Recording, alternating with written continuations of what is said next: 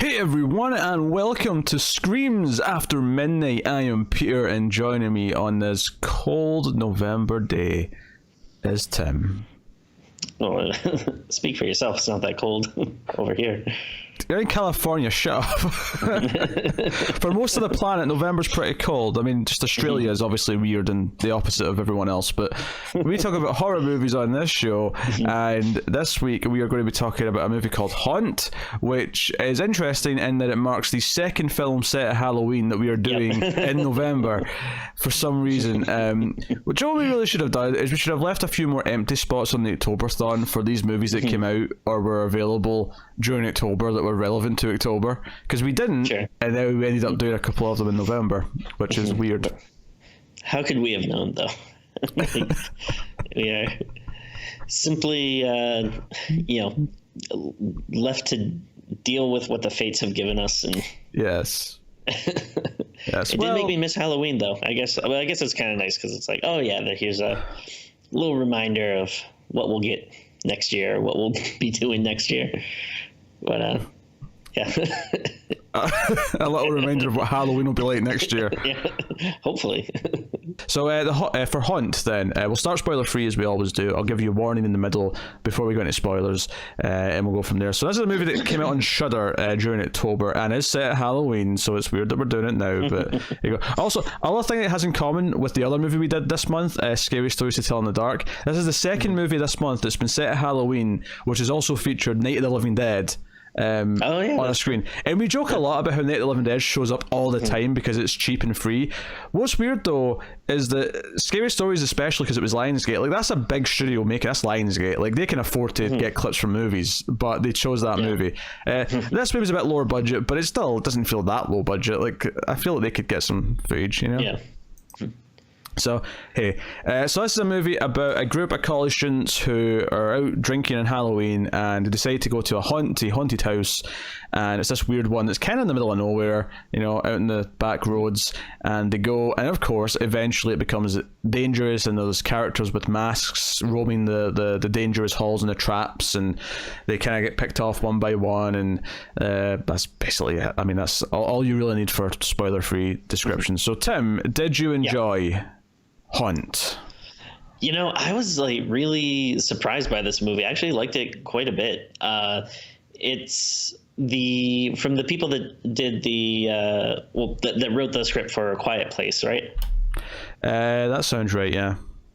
Yeah. So there's like, you know, that's a little bit of a pedigree there, but I feel like especially lately the whole it seems like these kind of like haunts and escape rooms and stuff are kind of popular and in the zeitgeist. So we're getting like a lot of horror movies. Like I feel like this is the, at least like the fourth probably like a horror movie we've done or seen lately that's like, hey, people go to this attraction that becomes real or whatever. But I actually thought this one was handled like pretty well. And I say it was surprising because I feel like I liked it more and more as it went along. Because in the beginning, it wasn't really doing much for me. I thought the characters were kind of annoying, but I do like that, like especially there's like this, guy that's kind of like the annoying comic relief, and I really did not like him. But like I feel like once the stuff kind of turns and they realize that they're in danger, like everyone kind of felt like more believable, and it's like, all right, people aren't just doing their annoying shtick anymore. They're actually like actively realizing something's wrong and trying to like correct it and get out of there. And I like that it felt like a real space where I feel like most movies it's just like kind of go forward, next scene, where this like people sometimes they would have to backtrack or they'd get stuck somewhere or they would have to use something like in their environment in ways that like wouldn't really expect. And so like it's not like I wouldn't maybe necessarily say I loved it, but I actually did have more fun than I was expecting from it. It's okay. That's kind of where I land on it. Like, I actually, it's funny you said you liked it more as it went on, because oddly I had more problems with it the more it went on. I thought at the start it was kind of just fine. Yeah, the characters weren't necessarily great, but it didn't annoy me that much. They were kind of just, yeah, they're here to be picked off. They're here to be your typical group of students. But unlike a lot of other horror movies from the last, like, few years, I'm thinking of stuff like Satanic and Truth or Dare, or, all these, like, annoying groups of characters where you just hate them all. Here, like they give them enough each to remember. I remember who's who. There's the one who's dressed as kind of a doctor for Halloween, but she actually does have some medical knowledge because that's what she's studying. It gives enough of each character. Like the one girl who's scared of spiders. There's the one, the guy who's actually thinks he's a good lockpick, but he's not really. And like you get enough of each of them just to know who they are. I think for me, it got kind of weird in the back half where I felt like it couldn't decide what it wanted to be. Did it want to be a slasher movie with like people in masks like chasing them down and try to kill them, or did it want to be some kind of like Saw-like movie where they're going through these rooms with traps and try to figure them out? Because there was a point in the second half where it felt like one of the masked characters was trying to kill one of the characters, and had they succeeded, they wouldn't have gotten to the next couple of rooms, which they had spent time to build and design. The movie opens with literally like a little montage of like DIY happening as they're setting up their haunted house, their traps and their rooms with their various things in it. And I couldn't help but think like, but they would never have gotten to this other trap if you'd actually just killed them where you tried to kill them. It felt weird to me. It's like, what was the point of building these extra rooms if you never intended for them to get there? So there was kind of a weird murkiness to me where I was like, I wasn't really understanding the logic of like what their intentions were. Like, it could have been either one and it'd have been fine. It felt like they were kind of clashing ideas wise. Well, I kind of like that the mix of like there are traps and also like these kind of like slasher characters coming after you. That actually did work for me, and I kind of got the sense that. Like, well, I mean, obviously they're like toying with these people, but like there's this one scene where, someone is trying to go through this room with a bunch of traps, and you see this, character is trying to set off one of them, and of course, like the person escapes, and I got the sense that was intentional, that like they wanted them to make it to the next room, because I feel like again they're trying to make these people scared and stuff, and also they do mention at one point like oh, you think you're the first people that have gone here, so maybe other people that have gone through have died in other rooms or wdon't get me wrong, there are definitely plenty of questions to be asked. So I don't know. I would say like generally though it worked for me. That was my big thing. It was the weird, conflicted, like sort of like intentions of the bad guys, of the killers, and the ending felt like it was kind of weird to me. Like the final scene felt like a weird moment. But I will say I don't want to sound too harsh on it though, because like I thought it was an easy enough watch. Like it was an easy enough 90 minutes to get through. There was some fun scenes. Like I say, the characters didn't annoy me. I felt like it was set up well enough for them to get picked off one by one and do their thing and whatever. I think it never really rises above just being decent though. It never kind of, because it's kind of like an amalgamation of a lot of different things that we've seen in other horror movies, and there's a little bit of the Saw stuff in there. There's a little bit of the slasher movie stuff in there. There's I don't know, even escape room. There was a little bit of escape room in there as well. I mean, they literally use that phrase escape room, but like I couldn't help but wonder, oh yeah, that movie came out like 8 months ago. Like this movie might have been slightly influenced even by the idea of, at least not the movie, but like escape rooms in general, which are now a thing that people do.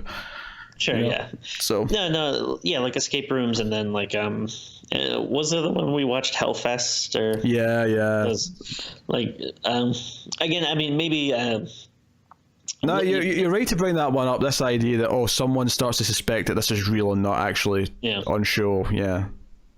I guess maybe the difference with that one is it's like that one was kind of just like a random killer in like a fake haunt attraction, where this is like, oh no, like real killers making a real attraction.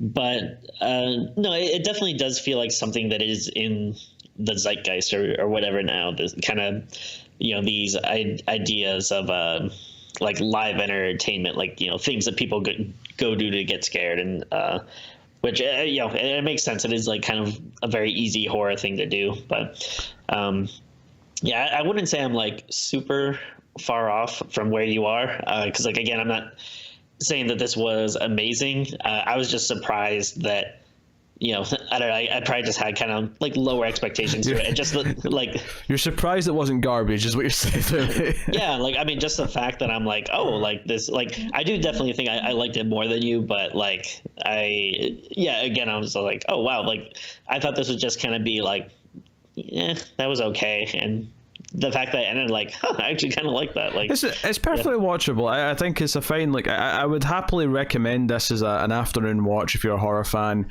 Totally. Which I wouldn't do for a lot of the crap we do. Like a lot of the crap we do, I'm like, no, stay away. It's the worst thing ever. It's painful. Leave it go. So I mean, it's actually directed by the writers as well. The two, Scott Beck and Brian Woods, who wrote it, also directed it. I don't know if this is their directorial debut. In fact, I'm going to click on their name and find out, because that could be interesting to know. Director, a bunch of directing credits. Did one called Nightlight in 2015. Well, this is one of them at least. Obviously, I can only click on one name at a time. A lot of shorts, TV movie. Yeah, done one or two movies, but this seems to be the highest profile one by the looks of it. Yeah, like I don't want to disparage like the other stuff that they've done, but this feels like the first real movie that they did. Like the like the other stuff, like it could be good, but I don't like because I was looking at some of the credits too, and it seemed like more stuff that was like shorts or like you said, like TV movies or something. Like this feels like the actual like movie. Yeah. This was like an actual movie. I don't want to upset the other movies that they made, but this is an actual movie. Those were fake. Yeah, they know what they mean. What I mean. Now, I will say too, like like the horror aspect of it and stuff. Like I like the kills. I thought they were like pretty good. There's some good gore.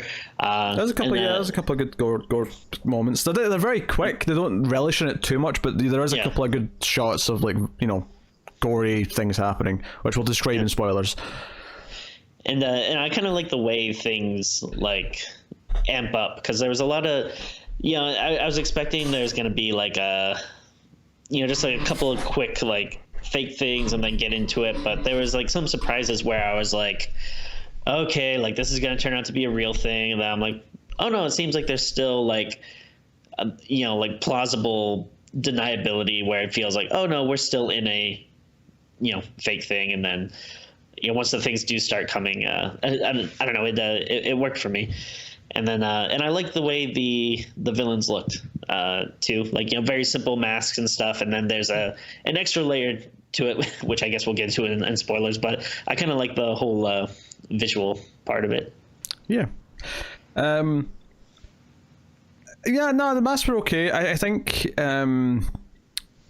maybe a touch on the generic side, but it worked well enough. I think. It almost suffered from having too many of them, because there's like I think by the time we get to the end, there's like 7 of them, maybe something like that, and that's not even a spoiler. I don't think it's a spoiler to say that there's that many, because it's just kind of like there's the main red one that we kind of know. There's like the white sort of clowny one, which is the older guy. There's like a clown, a ghost, a devil, a witch, and then there was one that I wasn't sure who he was, like when he had his mask off, but I think those were the ones that at least stuck out in my mind. Yeah. I don't know. I think the movie is perfectly fine. It doesn't necessarily break any new ground. It does have some faults here or there that kind of stuck out to me a little bit more as it goes on. I think it does this weird thing with the main character, and she's the closest thing we have to a main character, whose name, bear with me, is Harper. Was that Haley? Harper. Sorry. All right, there's Bailey and Harper. Okay. Yes, Harper was like they do this thing early on where they set up that her boyfriend is abusive and a drunk, right? That's kind of the opening of the movie as we find that out. And I thought, okay, this is just enough of a character thing to give her an arc. The whole idea that she's hiding the bruise, she's not willing to fight back. The arc of the movie for her is clearly going to be being willing to fight back, right? It's going to be about her getting the strength to not be a victim anymore, right? That's what the movie's going to be. And it did this weird thing where halfway through it kind of like throws that aside and gives her a different like motivation, a different backstory, and kind of focuses on that from that point on, to the point where the stuff with the boyfriend never really gets a resolution. And I thought that was really strange. Yeah, that was a little weird. It's like I think there is a point to it that's showing that, like, you know, maybe the boyfriend isn't such a new thing, but she's had like a history of this. But I don't think you necessarily need it. Like, yeah, especially since it's not like, because it's not like the focus of the movie. Like, there's plenty of times, I think there's like one instance towards the end where, you know, it plays a big part and you can kind of see why it's important. But I mean, otherwise you kind of forget that happens throughout most of it.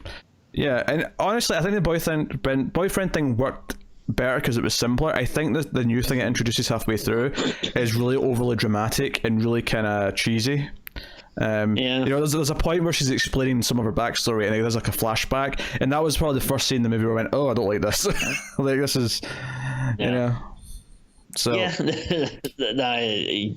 don't disagree with that. Yeah, so that was kind of, you know, whatever it was.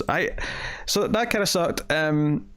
Yeah, it's still a little bit murky when it gets to the second half in terms of what it wants to do for me. But honestly, like, yeah, the kills are good. I kind of like the build up for the most part. This is kind of like an easy Sunday afternoon watch for me as far as horror movies go. That's how I would describe this. It's not particularly memorable. I don't think you have to see it, but I think for, you know, a movie that Shudder puts its logo on, because, you know, Shudder are branding this as a Shudder original because they've got the rights to it, it's probably above average in terms of those movies, because they have a lot of crap. Let's be honest, Shudder have a lot of cheap crap that is not good, and I think this is above average in that sense. It's not a knock out the park. You know, as far as Shudder originals go, I think something like Lake Bodom is like maybe up at the higher end of like what they've got in terms of quality. Was Nightmare Cinema Shudder? It might have been. Kind of. Well, it did have like a very small theatrical run, but it is a Shudder exclusive now. So. Yeah, that's wrong. Because Shudder don't really. I mean, if they have made any movies from scratch, I don't know about them. But I think when I talk about Shudder exclusives or originals, I just mean the movies they've bought so that they've got the rights to them now. Sure. Yeah. And they put the logo on them, but. Yeah, like again, I'd basically take what you say and maybe up it a smidge. Like a smidge. Yeah, because like I do agree, but like I don't know. For me, it is kind of memorable. Like I feel like. I mean, 2 years down the line, maybe I won't remember anything, but I mean, at least like from just, at least like from just watching it, like it'll be something that'll stick out in my mind as being like, oh yeah, that was a decent movie. It was a good enough watch. Yeah. So I think we'll give the spoiler warning, full spoilers then for Haunt, and we'll go from there. So the movie, you know, opens with like we don't even see the drunk boyfriend. We just see him like a pumpkin gets thrown at the door at the sorority house, and it's like, hey, we're going out for drinks, and her best friend, who's our roommate? Bailey? Is that the best friend? Is that her? I think so. Yeah, I will say this. I don't remember any of their names. Yeah, you're right. That's Bailey.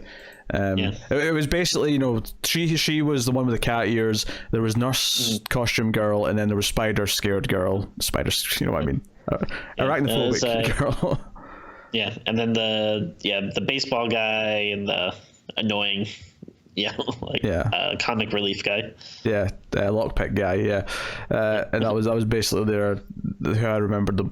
But so they go drinking. You know, she has a nice awkward moment with this baseball guy where she thinks he's, you know, calling over to her to come over and talk to him, but he's actually just signaling for another drink. Yeah, I mean, it was a bit, you know, typical and tropey, but it was better than I think a lot of these movies do with these kind of moments. It was kind of thing where it was being kind of tropey with what it was doing with a lot of its elements, but I think it was handling them all well enough that it wasn't cringeworthy. They were all coming out at a sort of, yeah, this is fine. This is a fine, typical movie doing its typical things, but it's handled well enough. Yeah. And they end up at the haunt. I'm actually just remembering now that there's like a whole section here where Harper thinks they're being followed by a truck, and I don't think it ever really comes up again that, you know, as if, you know, was that one of the ghost characters, or, you know, the masked characters following them? Yeah, the opening, like the whole beginning, feels a little weird to me. Like, and I think maybe that's why when I'm kind of saying, like, for me, it gets better as it goes along. Like, this is one of the things where, yeah, when it opens, like that, you know, the first scene when they're talking in the room, and it, you know, it's very melodramatic, and then, yeah, they have the party scene, and that's where, like, you know, that dude is being like super annoying, and that's when I was kind of like, okay, it's gonna be one of these like annoying, typical kind of whatever movies, and then. And you know, it probably wasn't that long, but I don't know, for some reason it felt like it went on a long time for me, where obviously we know the majority of the movie is going to be the haunt. That's where we want to get to. And I mean, I'm sure in reality it's probably just like 5 or 10 minutes, but for whatever reason, it seemed like longer for me that, you know, by the time they finally got there, I was like, okay, finally. But yeah, there's even like, you know, a moment where, you know, it's like they're lost getting there or whatever, or they don't know if it's the right place, you know, and like all that stuff just seemed kind of necessary. It's just like, yeah, just kind of move it along, get to the place. Yeah. It didn't bother me too much. I think it was just doing it in a serviceable manner that it didn't bug me that much. I don't know. I don't know what to tell you, but they get to the haunt, and the guy in the mask outside, the clown, is kind of like, he doesn't say anything. He hands them a key and gives them a list of rules, and it's like, yeah, don't touch the actors, don't do this, but all the phones have to be put in a lockbox. You have the key to the lockbox, you can get them when you come back out. So okay, that sets up why they can't call for help. Nice and simple. Makes sense. And it is believable as well that they wouldn't want photos of inside the haunt being published online. That also makes some sense. So they go in, and at first it's just kind of typical stuff, you know, the skeletons popping out, there's like a weird trippy sort of kaleidoscope hallway that's kind of spinning and shit like that. They see someone get branded with a hot iron, and they think it's an actor. They think it's just actors doing stuff, and the woman's screaming for help. And obviously, being a movie, we're sitting here going, well, that's clearly one of the previous victims getting, you know, killed. And, you know, it does that thing where it focuses on Harper, who looks kind of concerned, like she doesn't quite believe this is fake, like this might be real. Which I rolled my eyes a little bit at that. I guess I've just had enough of that recently. Maybe because of stuff like Hellfest, where, you know, the one person thinks it's real and everyone else is like, nah, don't be silly, it's all part of the show. And it is. In fact, actually, one of the things we never talked about in the trailer for Fantasy Island is basically the main character in the trailer says, oh, they'll do it all with holograms. That's how they'll have people from our lives show up. And she's like, oh, that's a good hologram. And I'm like, where are we with technology that you think holograms of people are could even be this convincing? Like, I don't know. Yeah. Maybe it's set just, you know, in the near future. Maybe it's not a present day movie. For sure. Yeah, and I mean, I don't know, with like with Fantasy Island, like is it just anyone that goes there, or do you have to be like super rich? Because I might give it to them if they're like, oh, I paid like $5 million to come to this place. Then yeah, I might be like, all right, some crazy rich weirdos might have like robots or something that like look decent, but I don't know. Yeah, but hey, so so they see this, it's kind of creepy. They get split up at one point because there's like a maze that makes them separate. And, you know, one of them, they have to go through all these spider webs, including the arachnophobic girl, because that makes sense. And then they eventually go in like a tunnel kind of thing, and they have to like sort of crawl through the crawl space. And that's where she gets separated. Well, I think that right before that, they both kind of split into two groups. I think it's like 3 people in one area and like 3 in the other. Yeah, that's because after. that's where the safe and not safe. So that's right before the spiderweb stuff. Because then they have to go through a coffin because they have a whole scare where she gets like spiderwebs or not spiderwebs, sorry, spiders like dropping on her, and she freaks out. But that's where she sort of separates from them, and then they go through like past the guy with a chainsaw to just kind of try to spook them out. The other group end up in a place where it's like a x-ray kind of wall. It's like all these x-rays and it says guess the body part, and there's like 3 holes for your arm to go in, so you have to go in and feel something. And I'm like, oh, that's going to be dirty, someone's going to have like a dick in the other side or something like that. But they're feeling through, and the first guy like pulls in, it's just like spaghetti or something. It's like it's brains, and the second one is like, oh, it's small and round. It's like, oh, it's a grape. It's, it's like it is what it is. But then the third girl, because they set up something at the start where Bailey, the roommate, borrows Harper's ring, and it's Harper's mum's ring, so it's really important to her. It's this family thing, and she puts her arm in, and the ring comes off, and she's like, oh shit, I dropped the ring. She's trying to get the ring back, and then the other guys like try to help, the baseball guys try to help her get the ring, and they're both got their arms in the holes try to get there, and then someone slits her wrists. Like she pulls her wrists out, and there's just cuts appear and blood, and this is the first real thing that happens. This is the first thing that's like, oh shit, we are in danger here. What did that? Someone did that to us. So they're freaking out. They get to like the next room or whatever, and they all meet up. They kind of come back together, and again it's like the first room they were in where they saw the person be branded, except this time the witch character drags out their friend, the arachnophobic girl, and she's unconscious, but they're all kind of like screaming, wake up, wake up. And the person pulls out the hot iron, but instead of just branding her, actually, this is the sort of the first gory moment we get. It goes right through her head, like it sort of stabs her in the head with it. It cuts away quite quick, but you do get to see it. And they're all screaming and being like, holy shit, that was real, and they're freaking out. And this is where they are, and they're kind of trapped in here. Like the door back won't open, and they can only go forward. So that's where we get to at this point in the movie. Well, I think is this about the point where we're introduced to Mitch? Soon, the baseball guy goes up ahead on his own looking for help, and right. And he meets them in the hallway with all the mannequins with all the sheets on them. Oh, right. And then one eventually moves, and because Mitch has kind of a sheet mannequin look to him, so he's got a ghost mask on, but it's otherwise he's got like sort of white sheet. And he's like, oh, you need help? And he's like, so he's sort of playing along as if he works there and he's going to help them like find a way out. But this was kind of the first thing that was kind of weird for me in terms of the characters interacting with each other, because he keeps kind of like implying he's going to help, and he's like, oh yeah, I've got keys for the door and I'll let you through, and so on and so on. And he's like, oh, that makes sense, because Harper thinks she saw a fire exit that says emergency exit, but when they go to the door and they open it, it's just the wall. There's actually no door there. And it's like, oh, that makes sense. I didn't remember there being an exit there. But he keeps kind of just avoiding actually helping them, and he keeps the mask on, and it's just very creepy. And I don't know, there was just a level of them not sort of questioning his behavior quick enough for me, I guess. But whatever, it was keeping the movie going.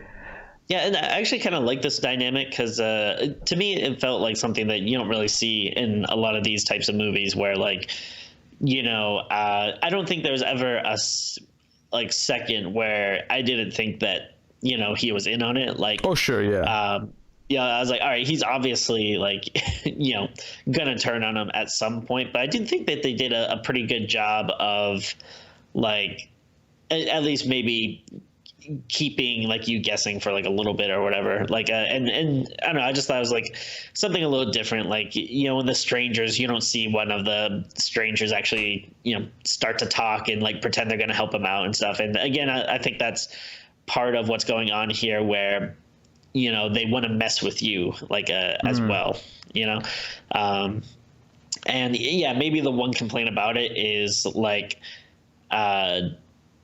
at some point it feels like they should have been maybe a little more forceful. Like, I do like that they are suspicious of him, like, well, like, hey, tell us your name and stuff. And, he,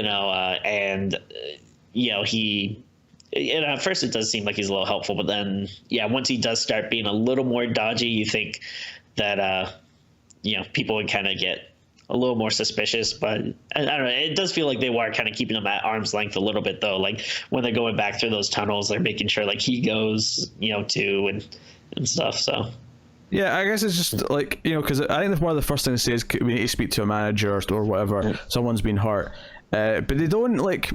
I guess that's the other thing is that it felt like they kind of forgot that their friend was murdered in front of them. It felt like all the concern was for the girl who had her wrist cut, right? They want to help Bailey. I think, doesn't he mention though at some point, he goes like, oh no, like she was part of the show, which like obviously they should, still be questioned, like, because wary of. Yeah, but because she's not an actress, she's with them. Like, that's just weird. Why would she be in on it? But it felt like they kind of forgot about that bizarrely. I keep hitting my mic. I'm sorry, guys. That probably sounded bad. But like, so this is kind of where they all kind of get split up a little bit, because the big guy, the lockpick guy, wants to, and at this point he tried to lockpick a door and he failed. That was sort of how that came in and just was relevant for a moment. But he actually crawls through all the stuff they went through already and gets back out to the front. And Ghost Mitch goes with him, and they're outside on their own. And basically Mitch starts getting really creepy where he's like, oh, you want to see my face?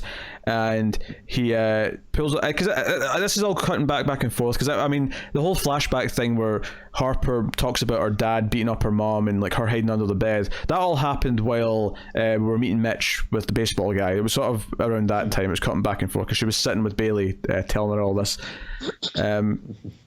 But we see around this same time the Red Devil one like chases Harper back, because the others are in the crawl space, and baseball guy gets separated, so everyone gets separated at this point. And I'm sorry, I forget if you mentioned that once Mitch goes through that crawl space, he like blocks it off. Yeah, he gets like a hammer and like nails like a sheet of metal or something to the exit so that they can't go out. Because that's how baseball guy gets separated from the lockpick guy. And I forget if it's funny talking about this movie. I didn't realize like how like confusing the timeline is. I'm trying to think like, oh, did this happen then or whatever? But I don't know if it's around here where you see the clown mask guy is like destroying all their cell phones. And no, it is because the red mask guy, the devil, like chases Harper and then takes off his mask, revealing that he's actually pretty weird looking anyway. He's got like all these like really weird like extreme piercings and like spikes coming out of parts of his head and face, and he looks really he's altered his face. And I think his eyes are like pure black. So it's right around then, because basically he says to her who's it's her boyfriend's name, because the boyfriend's phoned her phone, and the old clown guy answers it and says, oh, it's too late for her, kind of thing. And he microwaves the rest of the phones, but that one's still out because someone might call it, because they all have passwords on them, so he can't get into any of them. And he's not a hacker, clearly, so he's just like microwave.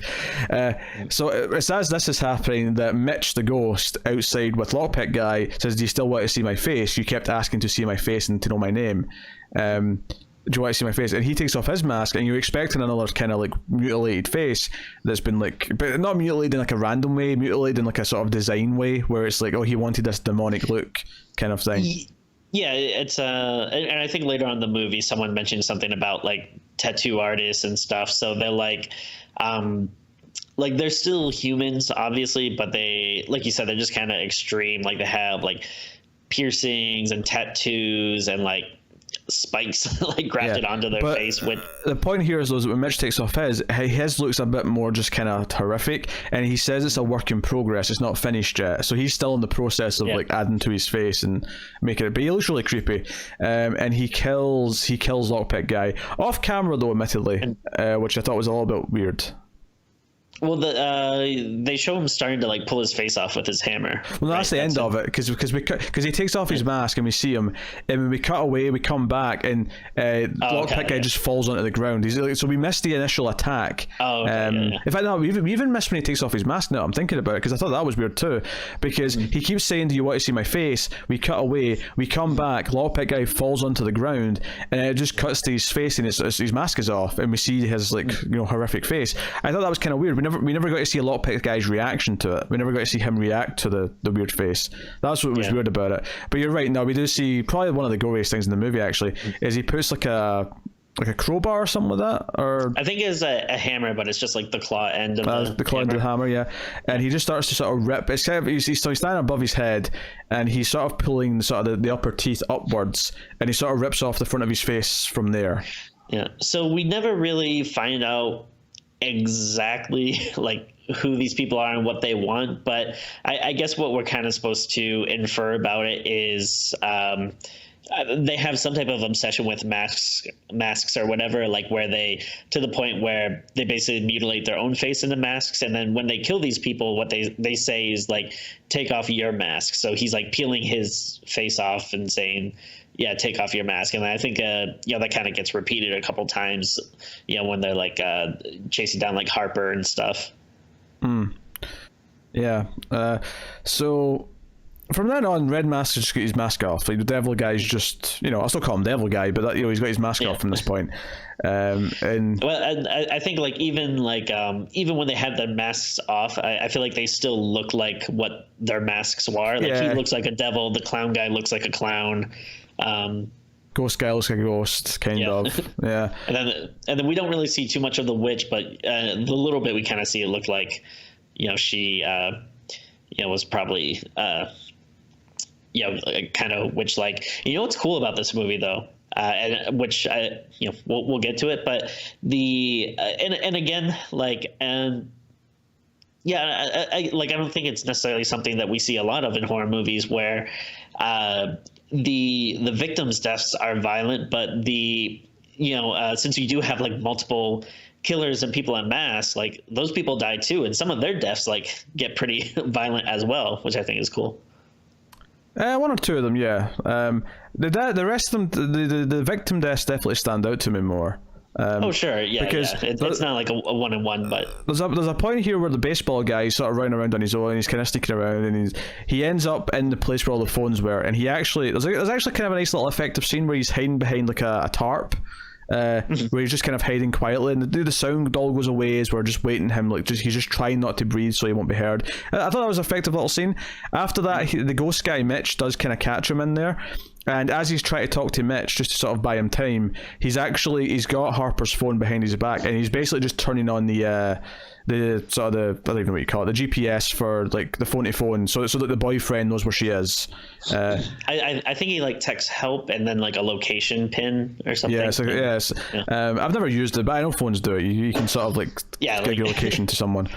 Yeah, like I've never used it either. So like like me and my wife kind of look at each other and we're like, I don't know what that is, but it's believable enough to like, it's a thing that phones can do. Yeah, but it's basically just Google Map, but with the person's location at all times.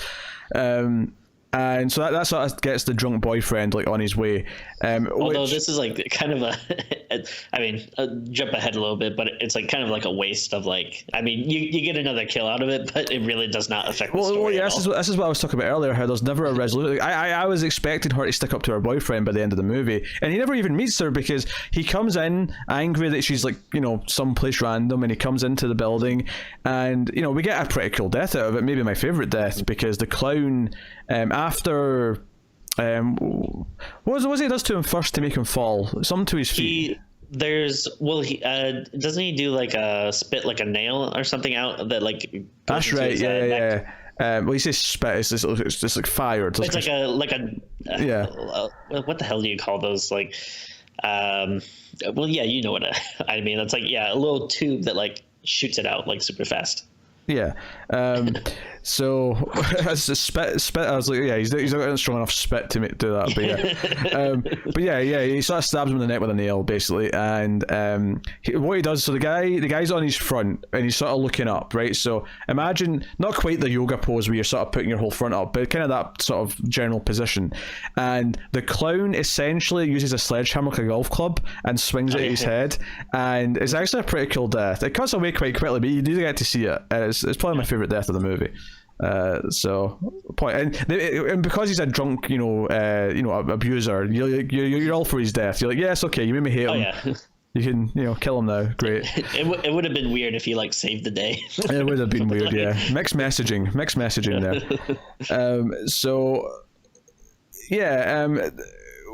The one thing to mention about Mitch though, when he's chasing baseball guy, is that he does say to baseball guy he knows. Oh no, that wasn't him. It was lockpick guy, because Mitch says to him that he knows where he lives, because from their phones and their wallets or whatever, they've gotten all of their addresses and stuff, which is important for the end of the movie. So this is why I want to mention it here. Okay, I think I might have missed that. So that, or maybe I just didn't register it as an important detail, but that does make sense for the end of the movie then. Yeah, they have his address, so I want to make that clear.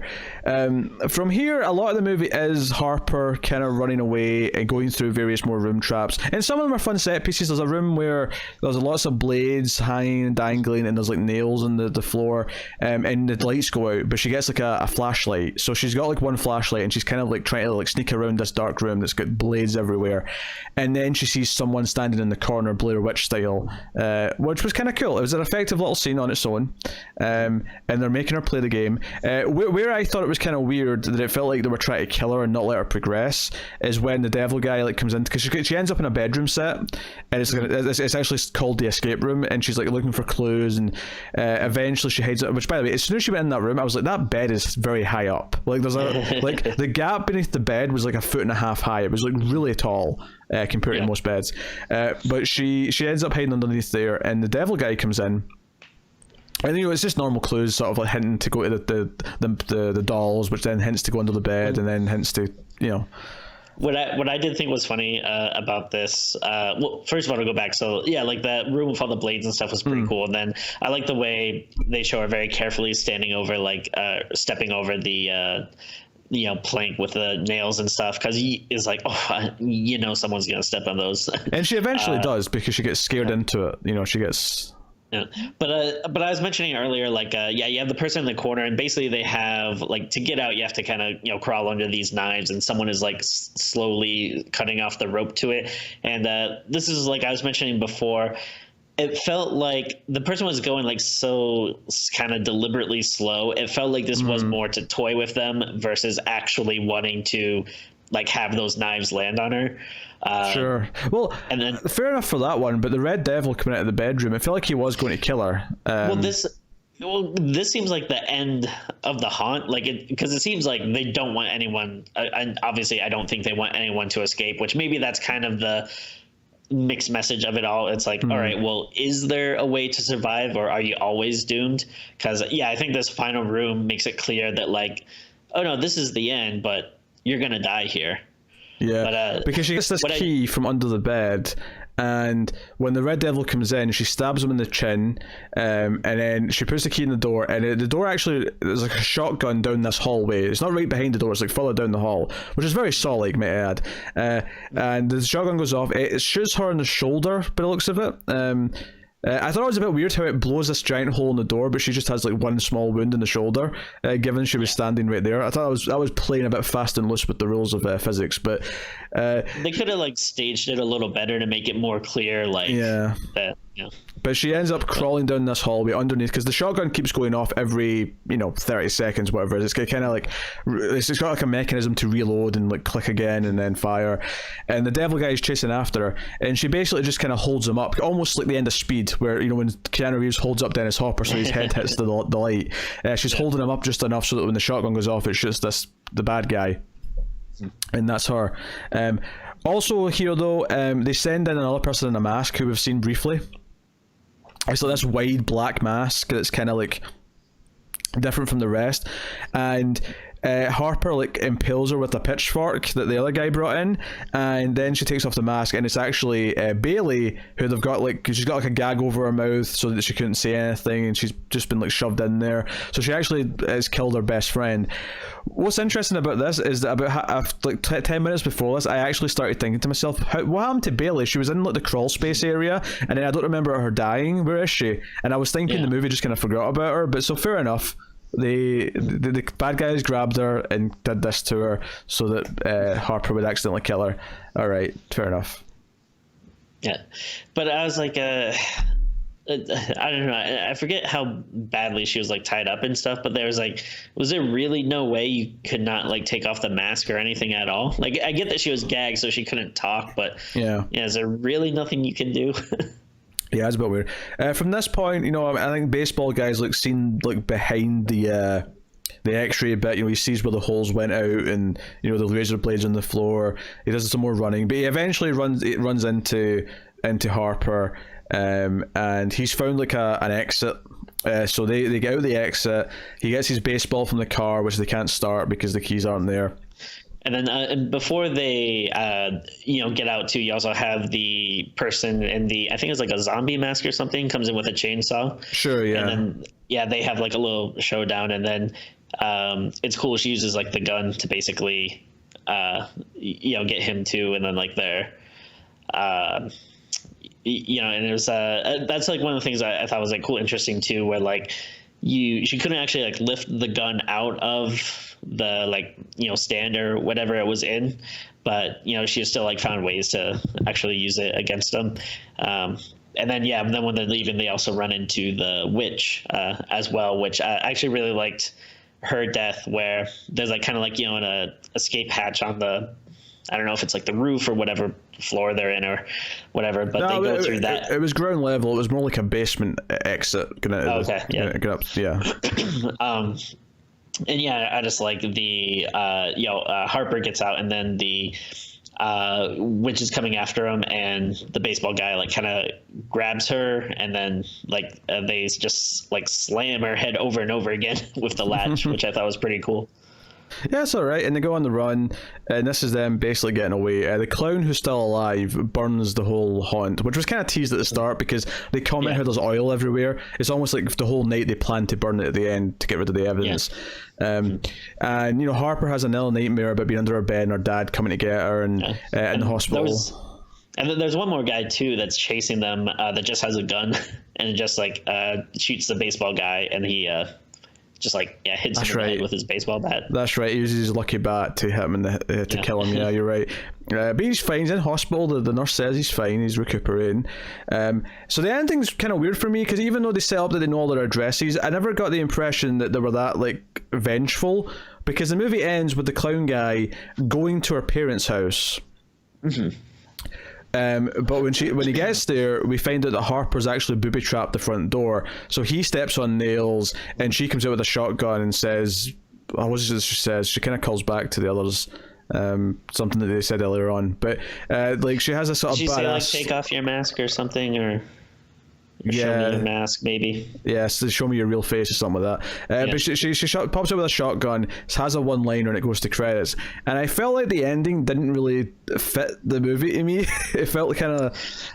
which is funny, actually. It's funny. It's very reminiscent of how I felt about the final moment in A Quiet Place, which these guys also wrote. Yeah. Well, I wouldn't necessarily say it's maybe the worst thing in the world. It just feels like there's a lot we miss in between that last minute and the hospital scene before that, because who knows what time frame this is in. I would think that she would be in a hospital or somewhere being questioned for quite a bit, but it just feels so fast away. It instantly cuts to the scene. It feels very abrupt. It feels like he goes straight there that morning on November 1st, going after her parents, or just expecting to find her herself because he wants revenge for all the carnage they've caused. And it felt kind of weird and out of place to the movie to me. I don't know, I never got the sense that this character was vengeful or these characters were this. I like her. I like seeing her get revenge on the clown, but I feel like that's probably could have been a better way to do it, or at the very least, it seems like more if they were going to do a sequel, it seems like this should have been the first couple of minutes of the sequel versus the end of the first movie. I also felt it didn't really pay off what there was. Even if I accept the fact, okay, we shifted to the whole the dad beating up the mom and her hiding under the bed and being too scared to intervene. Even if we shift to that as being her core character thing, which is weird because it kind of just makes the boyfriend redundant and doesn't give her a satisfying ending with him. It never felt like it really, I guess the whole point is, oh, she's strong now, she's prepared to defend herself kind of thing. But it's so vague compared to actually, I don't know, confronting her father maybe, or actually, I don't know, or maybe if the killer was there and her mother was there, and the killer was about to get to her mother, and she came in at the last minute because she realized what was going to happen, and she protects her mother. You know, it would make up for not protecting her. Not that she could protect her as a little girl anyway, but like, you know, symbolically she's there to protect her mother and jump in and like kill the bad guy. But her being ready with traps and like everything, it felt a bit hokey. It felt like it was against what the movie was up until this point. And it just felt like just came off a bit, I don't know, offbeat to me. But no, it's definitely strange. Like, I don't know. It just, again, I'm not necessarily against the idea. It just feels like there's a lot that we missed, like leading up to it. Yeah, it felt off when it happened. And I think that's kind of how I describe what, you know, where the movie's problems are, is that it just feels a little bit, like the ideas are fine for the most part. It feels like the execution, like the movie's just a little bit conflicted with itself as to what direction it wants to go in, and as a result, it feels like everything feels just a little undercooked. Like the you know, where it goes and the point that it's trying to make feels undercooked as a result. So it's definitely not perfect. But I think for the most part it did work for me, and I think the definitely flaws, but the stuff that I liked, I think, and for me, ends up standing out much more than that. Like, you know, I'm willing to overlook like a thing here or there, you know, if it gets me to the stuff that I did enjoy about it. One thing that I did think was kind of funny is when she is in that like last little like escape room, she has to do all these clues, and there's like messages on the walls that are backwards, but you can very easily read it. Like it's super easy to tell what it is, but she always has to take out a mirror to like see it. Yeah, she's got like a little makeup mirror that she keeps pulling out to read these things. Just like you can kind of just look at it and read it backwards. Like it's not that hard. Yeah, but hey, whatever. And then the movie has to like really focus on it like multiple times to like, make it sure we can read it, kind of thing.